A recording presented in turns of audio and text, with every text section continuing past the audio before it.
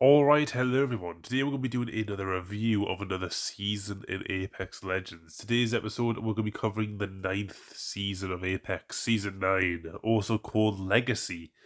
This is the first season that I believe they really started honing into the actual names of seasons, because prior they were listed on like patch notes and like gameplay trailers as like Season 1, Season 2, you know?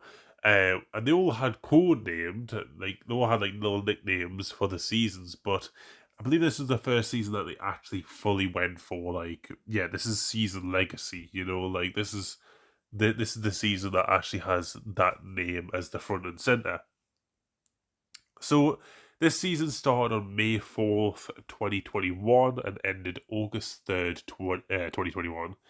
And yeah, so what was actually added in this season? So we got Valkyrie, we got the 𝗏𝗂𝗁𝗃 we also got a Olympus map update. 𝗏𝘂𝗁𝘁𝗂𝗏 was in the map pool as well, which is obviously always very good. And we got a new quest as well.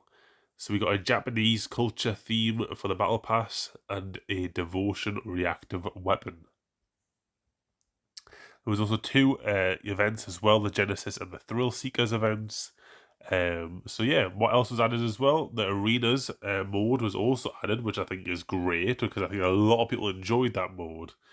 So when it comes to me actually scoring this season, I will definitely be taking that into account. And also two new maps as well, Party Crasher and Phase Runner as two arena only maps. Now I would love to see arenas come back in the future. I would like to see some potential changes to it. I would like a 1v1 type of arenas, personally, or maybe like a 6v6 arenas. That would be pretty cool. But a 3v3 just doesn't feel like there's much action going on at one time, especially for the size of the maps that we basically had. I think a bigger amount of teams would be more necessary, and some smaller maps with smaller teams would be good.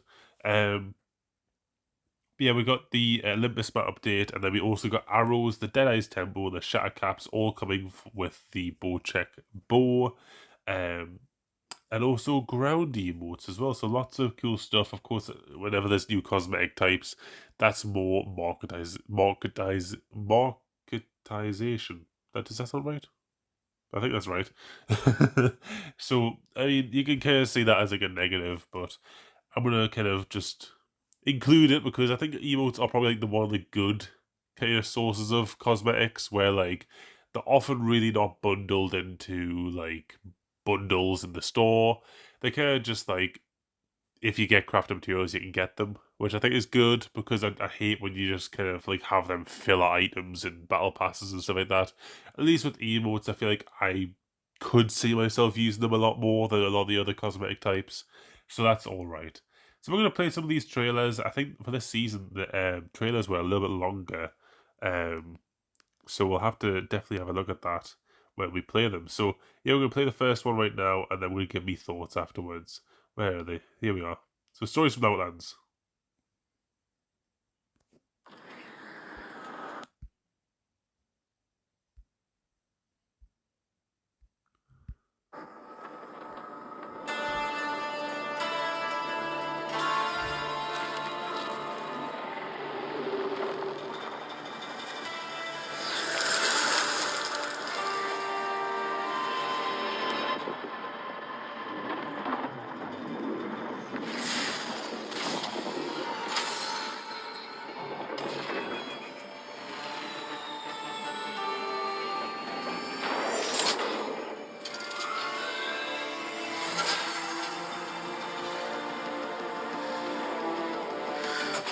Focus, Kai.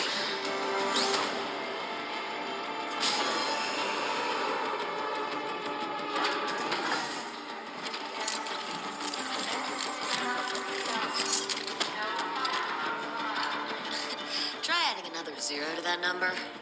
He doesn't renegotiate, love. Now unload and get lost. Can I speak to your manager? Something the matter? The legendary 𝗏𝗂𝗁𝗃. Have we met, girl? Oh, I think I'd remember meeting you, sir.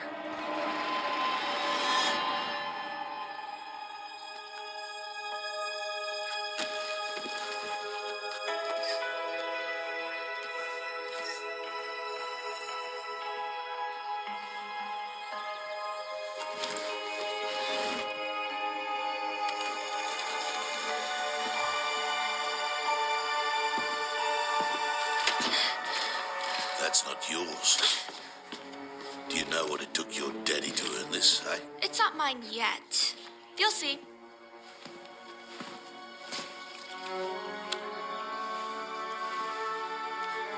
You're never flying one of these death traps.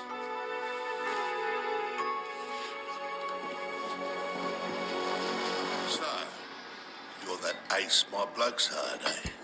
Best pilot money can buy. Pilot. That word used to mean something. Ha. Yeah. I've heard the stories.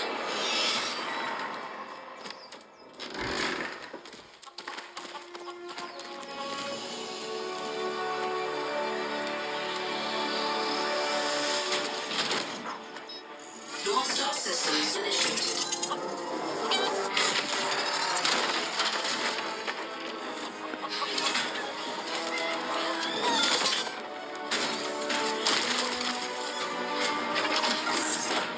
Welcome back, pilot.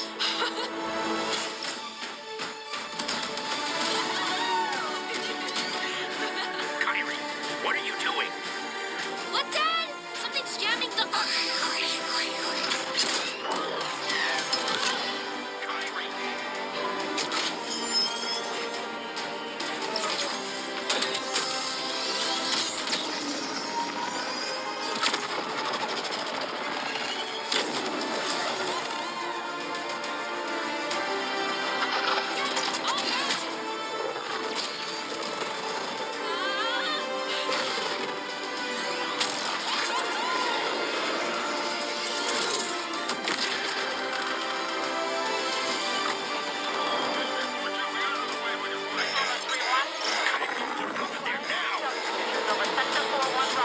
You've all heard the stories.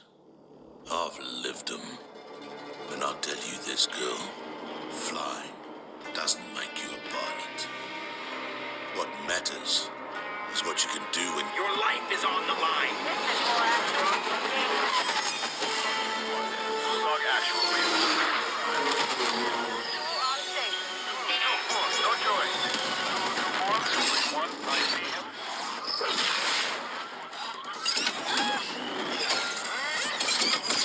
Warning. North Star Systems transferred.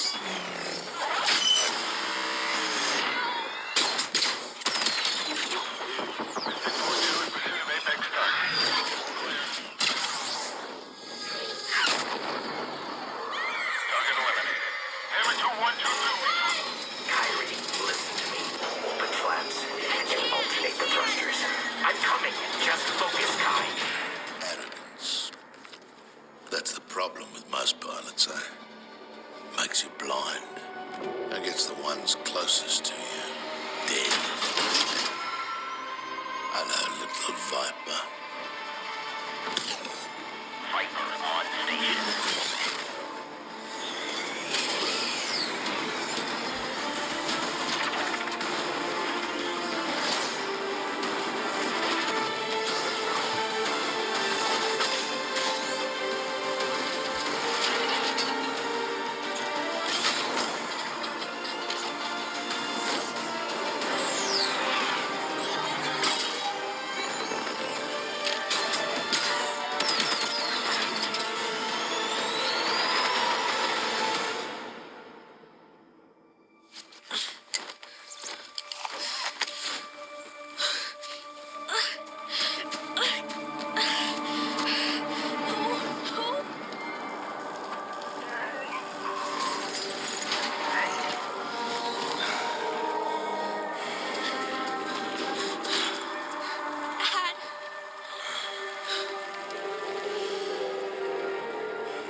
I know I failed him.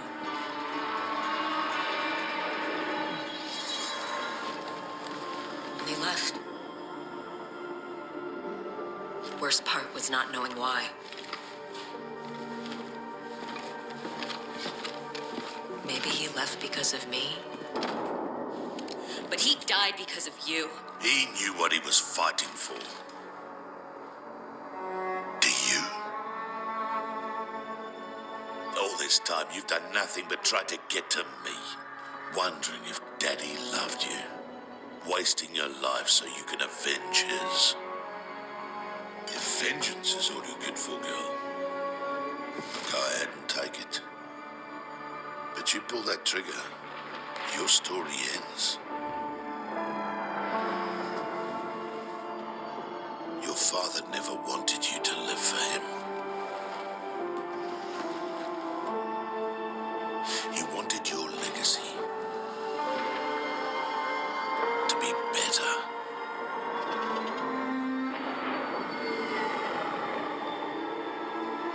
So, little viper, are you a pilot?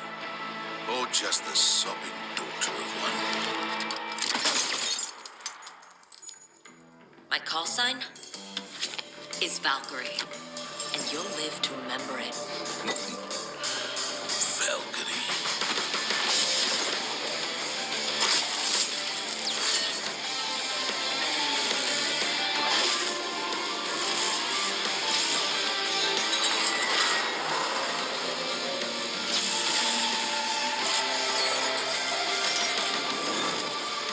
Bye, Dad.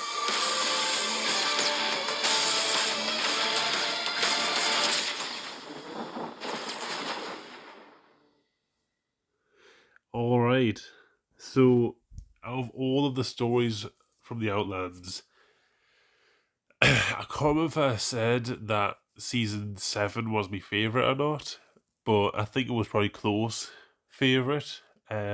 This one probably is my overall favourite for trailers. I think if we're going to put like a baseline of like where stories from the Outlands should be, this is the stories from the Outlands right here for me, because not only did it introduce Titanfall into the universe finally after 9 seasons of getting teased and everything like that, it finally just wham, there you go, there's Titanfall fully in Apex right there.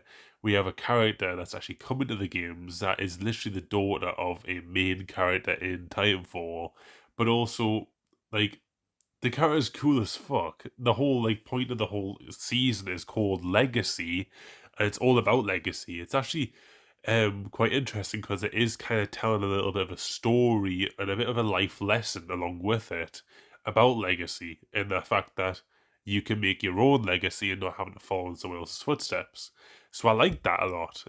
For the first time out of any season, I feel like there actually was a bit of a life lesson taken from a season, which I think was really cool. So I would say peak, absolute peak stories from Outlands for me, personally. This season is looking pretty damn good. So we're going to play the next one, but as for anything else to really mention in the trailer, a lot of it obviously is just Titanfall, because that's mainly like the big thing that came from it. But I do like how they added it in. It wasn't as simple as just like this character is, wanting to take revenge. That's what they initially were trying to do, but then they actually grew out of it and went, yeah, I'm going to be the bigger person here, and I'm going to actually try and create my own legacy. Love it. It's great. So let's watch the next one.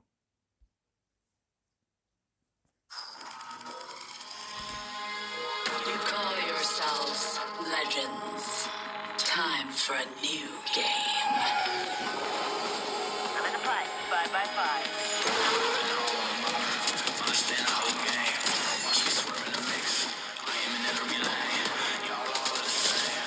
Everybody so lame. Put them back for my shine. Get out of the way.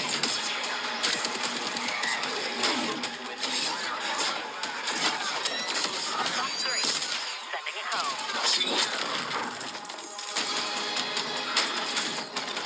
You can have the ground. Eye on the sky.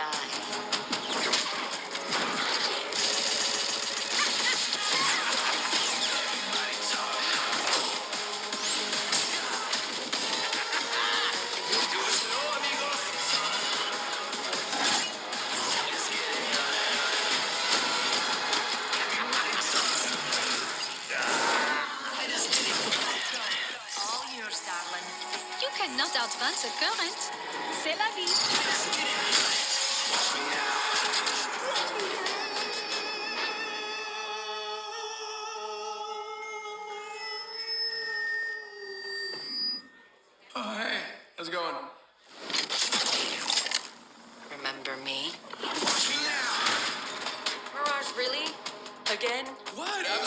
legend, right? Watch me now. I know you can. Man, this is really intense. You're not the only one with fancy moves, beautiful. I see the end coming. I love whoever came up with this new game. Legacy of a champion cannot be measured by simple victories. It is measured by resolve, by commitment to a single focus. Absolution. Conviction. Vengeance. It is time to return the legends to where it started. A little underground brutality. That's a hell of a way to go. When you get to hell, tell me Valkyrie sent you.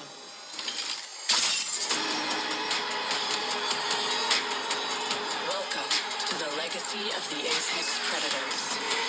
Welcome to the arenas. Watch me now. Alright.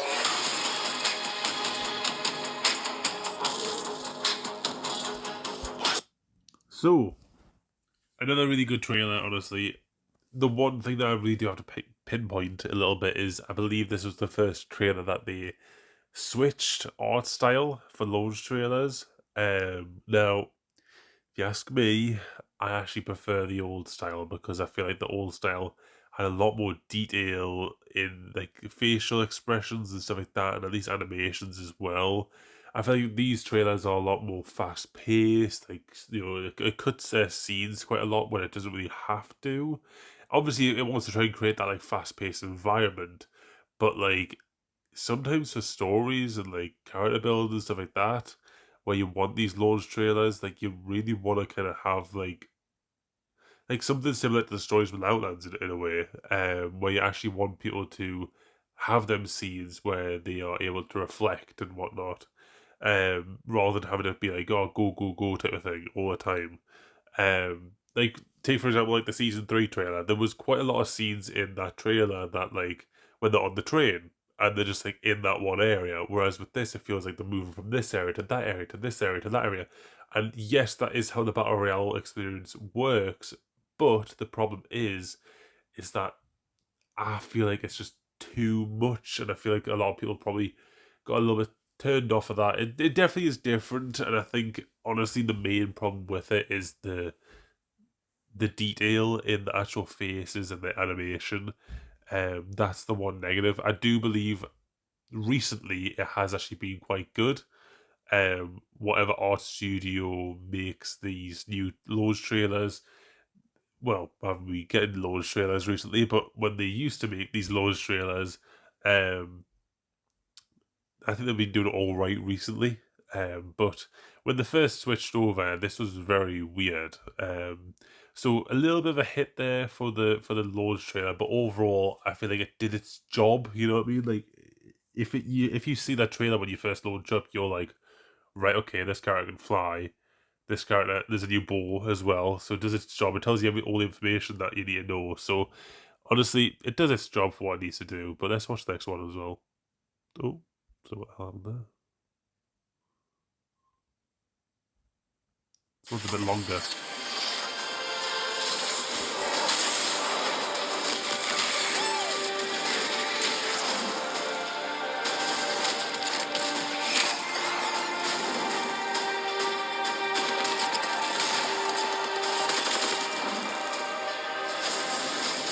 Knowledge is power, but what you do with it, that's what's important. The Apex Games are where the champions are crowned, but the arenas are where legends are made. I said danger close. Weren't you listening? The arenas are my games. They're not about fame or spectacle.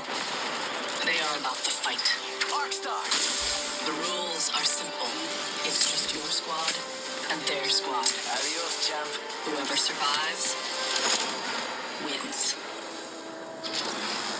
Now pay attention. This is how the game is played.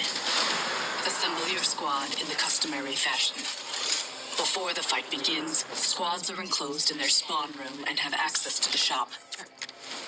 Here you can purchase weapons, items, and abilities with crafting materials. I will grant you a set amount of materials at the start of each round. You may earn more through your performance. Materials can be used immediately or saved for superior equipment later in the match.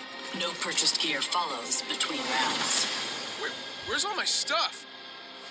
Materials can be used to upgrade weapons, making you an even greater threat. At the end of the buy phase, the shields drop and the fun begins. Both teams engage in combat until one side is wiped out. Downed teammates can still be revived. But in this game, there are no respawns. Use the pressure. It's the only way to survive. Supply bins containing consumables and material canisters are scattered throughout the arena. A single airdrop containing 3 weapons arrives in the middle of each round. The tier of the weapons in the drop pod increases from round to round. Use them to overpower your competition. It's high risk, high reward. Maybe next time, we should try a different path. The first team to score 3 victories with a 2-win margin will be declared the champion. If teams battle to a deadlock 4-4 tie, round 9 is my favorite part. Sudden death. Tossing up some amped cover. Knocked down more than a few. Each arena has its own personality and acts as an optimal combat testing ground. The phase runner on Olympus wasn't the first of its kind. A prototype long abandoned rests in a remote section of Talos. Luckily, it remains intact and functional, providing unique combat opportunities to those clever enough to seize them. There's research afoot. And then, of course, utter mayhem. Coma was simply another Outlands hotspot turned yesterday's news, until an ill-fated joyride gave it a new landmark. You're welcome. With my assistance, the city has been reignited with a new monument to incompetence. Thank you for this. I feel much better about myself now. I have also secured some viable locations throughout the Outlands to serve as arenas. And don't get too comfortable. The future promises to be a bit fiery. Oh, yes. A new legend has joined the fight. This little one and I share a common legacy. Pilot blood runs through her veins. This is Valkyrie. Sending down hellfire. She is as fearless as she is reckless. Friend or foe, make sure you look up as she takes the fight to the skies. Your journey ends here, legends. The skies belong to me now.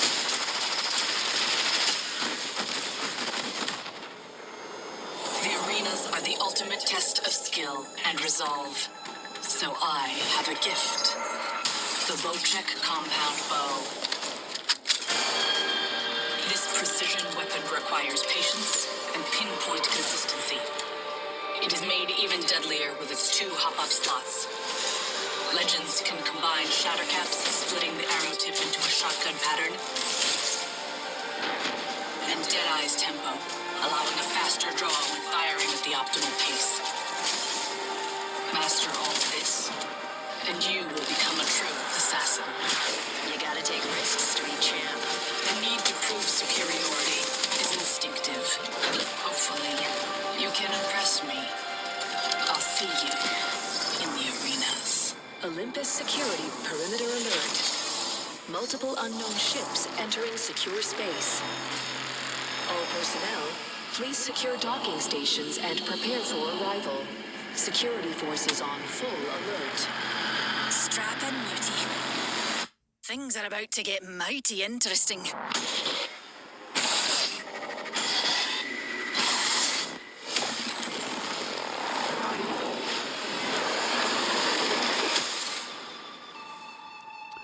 Alright.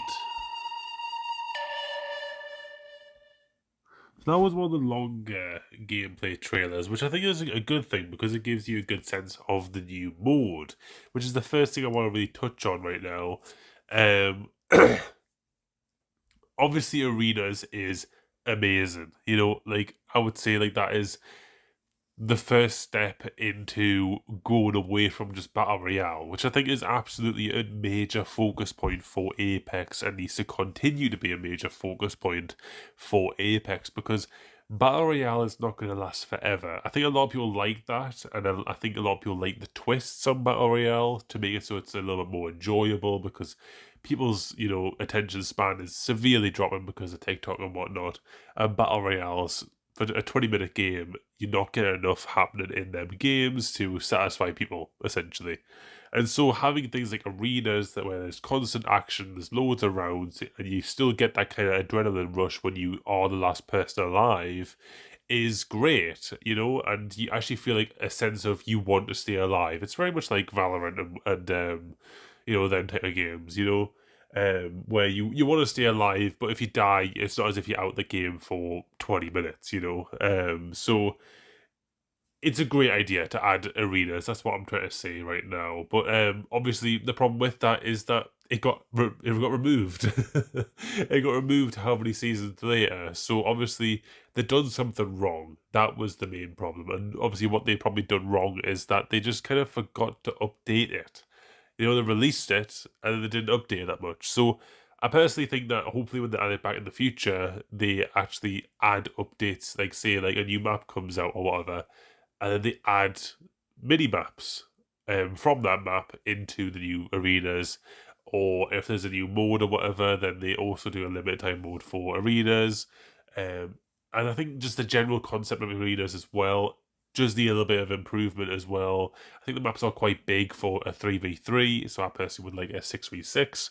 And I would also like to have smaller maps as well, to have 1v1s. I think it'd be great to just have like a bunker down type of gulag type of 1v1 situations. That would be really cool as well.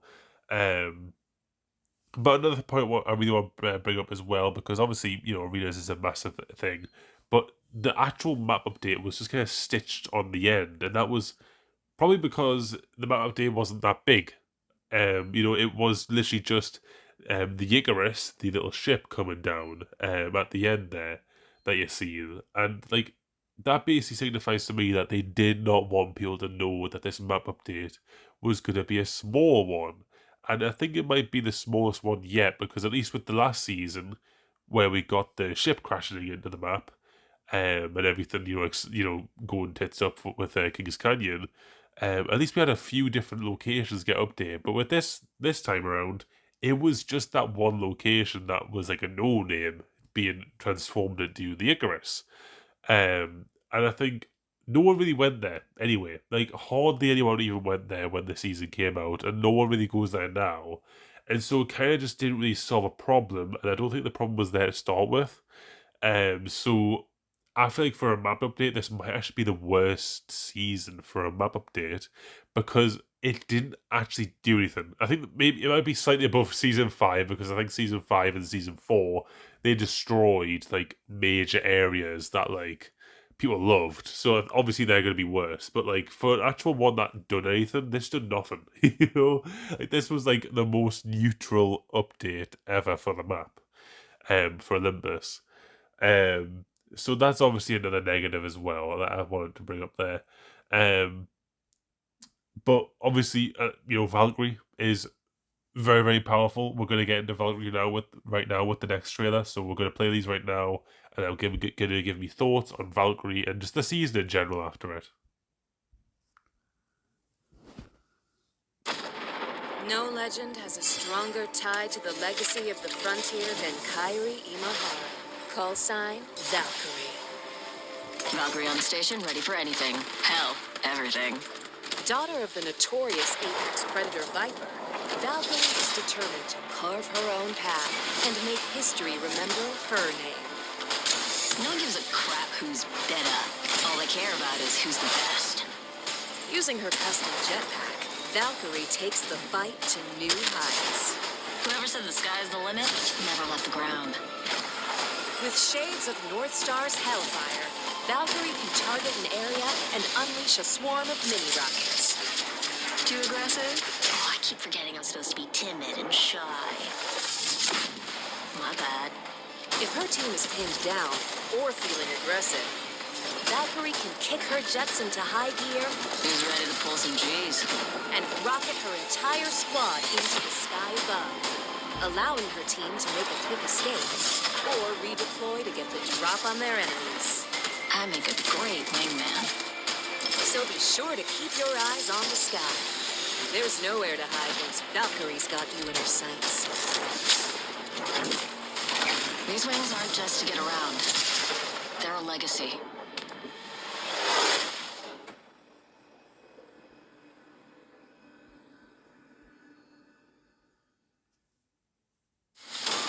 They can have the ground.